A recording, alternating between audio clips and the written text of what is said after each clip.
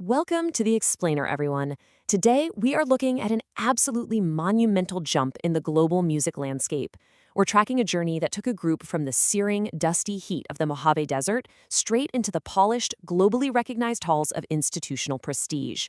Yep, we're talking about BINI and their massive turning point for P-pop recognition.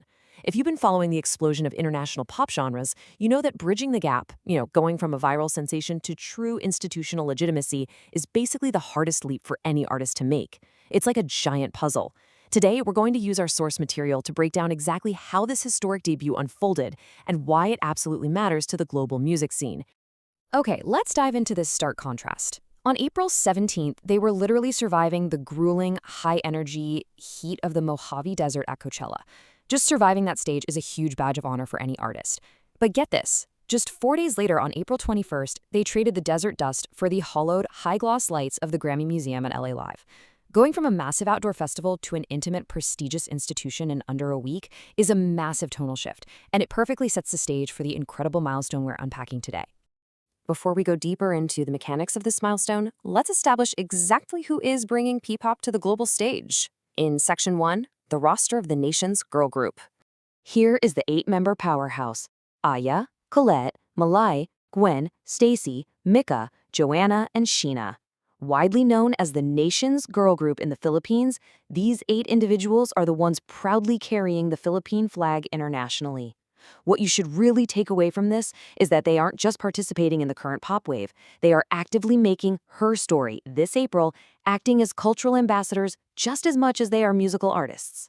So what actually happened once they stepped off the streets of LA and into the museum? That brings us to Section 2, Inside Global Spin Live, and the context of the event. The sources detail that this wasn't just your standard concert. It was actually a sold-out, super intimate event moderated by Emily Mei. They grounded the evening's Q&A by opening up about their humble beginnings and those rigorous training days, while also diving into the release of their newest EP, Signals, which had just dropped prior to Coachella. This is so vital for you to understand. By opening up about their journey, they proved to an industry audience that P-pop is about the soul, the struggle, and the human journey, just as much as it's about perfectly synchronized dance moves. And this brilliantly illustrates our next point, because once the talking was done, it was time to perform. Let's look at Section 3, the artistry, and what happens when they strip it down. Let's break down this incredibly versatile set list. First off, they performed Unang Kilig completely a cappella, with absolutely no backing track. Then they brought the energy with a live track performance of their new single, Blush. And finally, they showcased their amazing range with a vocal cover of Beyoncé's Love on Top. Now, keep in mind, they had just come off a punishing schedule in the desert.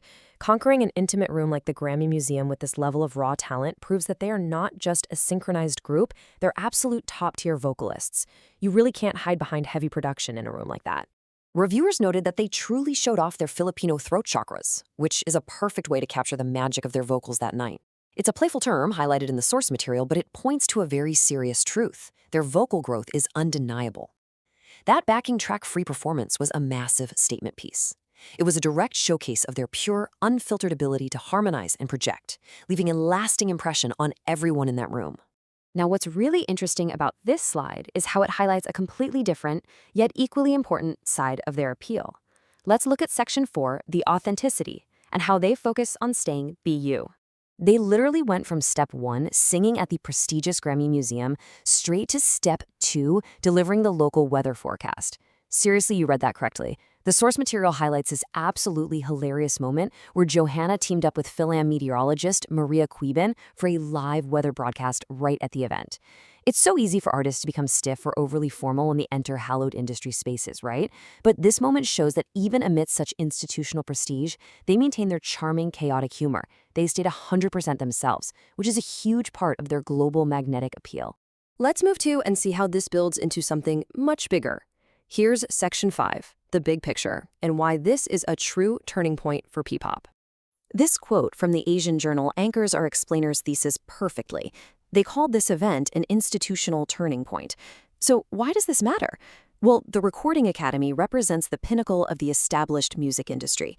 By stepping into this space and being featured in the Global Spin series, they are shattering historical barriers for Filipino acts.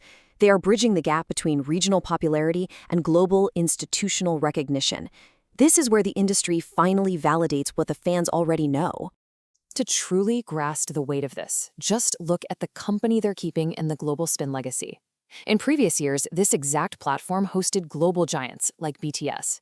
In more recent years, it hosted 17.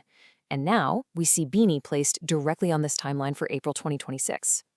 This visually places them in the exact same lineage as the biggest international acts in the world. It proves to the global market that P-pop is a legitimate, high-level musical force that belongs in these exact same conversations. So, the crucial point is that this Grammy Museum debut isn't the finish line, it's a launch pad. They are rapidly transitioning into a true global pop powerhouse, set to receive the Billboard Women in Music Global Force Award, and they are preparing to embark on the highly anticipated Signals World Tour. All that momentum from that intimate museum performance is pushing them forward onto even larger global stages. Which brings us to our final slide and the ultimate question. Is a Grammy nomination next for the Signals era? The source material leaves us with this exact provocative thought. We've seen them conquer the festival circuit, we've seen them win over the Recording Academy's museum crowd with raw vocals and authenticity, and we see massive industry awards on the horizon. The future implications of this institutional legitimacy are just incredible. It leaves you wondering exactly how high this group can climb. I highly encourage you to keep an eye on their journey as they continue to make history.